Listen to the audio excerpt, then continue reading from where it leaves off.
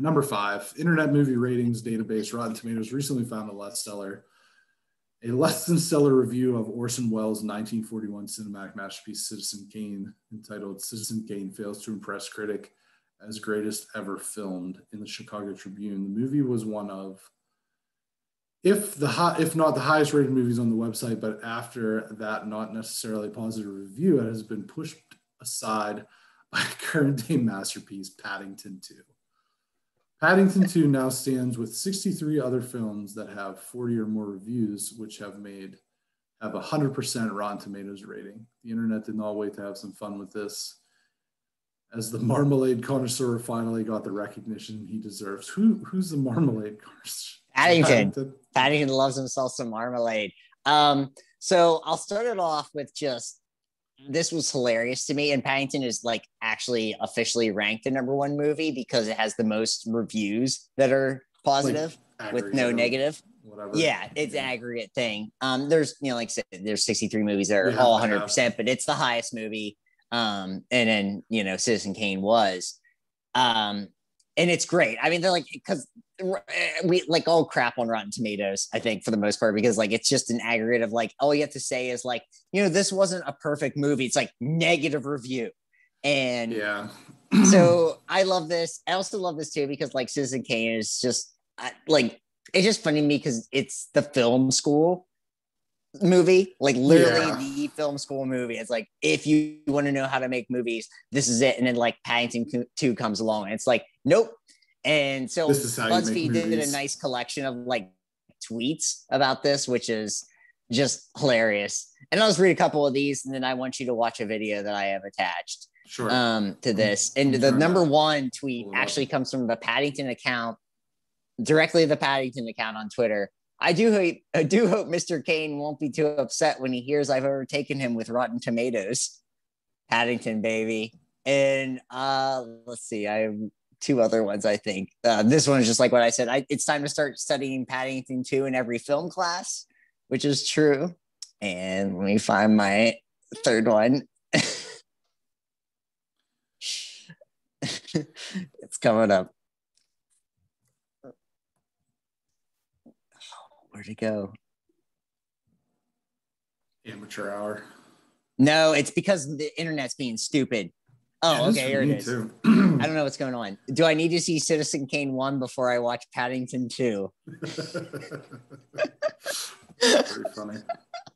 So there's that, and then I have a nice little clip of Orson Welles that you can watch there. And first time I've done this for you. So okay. Turn camera. 102, take 1. With overlap, action please.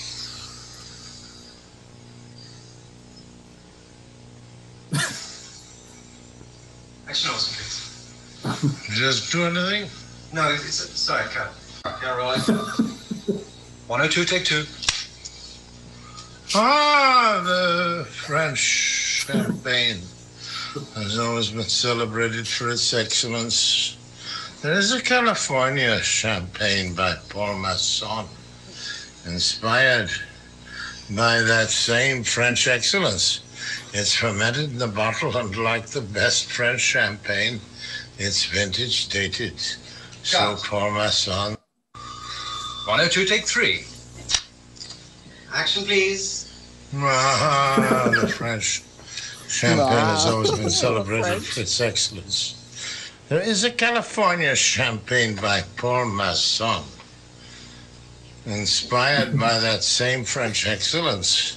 It's fermented in the bottle, and like the best French champagne, it's vintage dated. So Paul Masson. That's pretty funny. I like the first take where he doesn't do anything. He doesn't do anything. He just That's good. Janie brought that to my attention after we did the Paddington thing. It was just like, I can't wait to put this on the show. This is one of my favorite things ever. It's Orson Welles just losing his mind. Well, and we talked a little bit about it with the without remorse scores, that it's just so, and I say it all the time, right? I say it, I feel like anymore, I say it on a weekly basis. Review scores are reductive. Right. They're not useful because somewhere out there is someone who thinks that, you know, Fast and the Furious Tokyo Drift is the best fucking movie ever made. Right. Somebody, there's 7 point however many billion people on Earth. One of these morons thinks that that's the case. And with things like this, it's just like, it's all about like being in the eye of the beholder a little bit. And I think that that's part of the reason why traditional media outlets who just like, here's a score for this movie, are kind of going by the wayside. And now people turn to more people like podcasters or YouTubers who are like, hey, I identify with that person in terms of we have very similar tastes. If they like, you know, I tend to like a lot of the movies that Greg likes. I'm probably not going to like Godzilla versus Kong. I tend to like, you know, a lot of the movies that Brenton likes. I think that probably Without Remorse is something that I should check out. Or whoever. I'm not just saying us. Obviously, I'm plugging us here because it's our podcast. But and that's like, and then like you get like on Rotten Tomatoes and Metacritic and these aggregate sites where it's like, well, what's the user score? Maybe that's more trustworthy. And then you have people review bombing things for no reason. Like you have, you know, people review bombing, and obviously, you know, you said you didn't like it or whatever, but you have people reviewing Godzilla versus Kong and saying this movie sucked, restore the Snyderverse. It's like, shut up. Yeah, don't do that. Like, don't, you know what I mean? And like, or like they're like, oh, I don't like this game because its politics are different than mine, so I'm giving it a 0. You know what I mean? It's just stupid.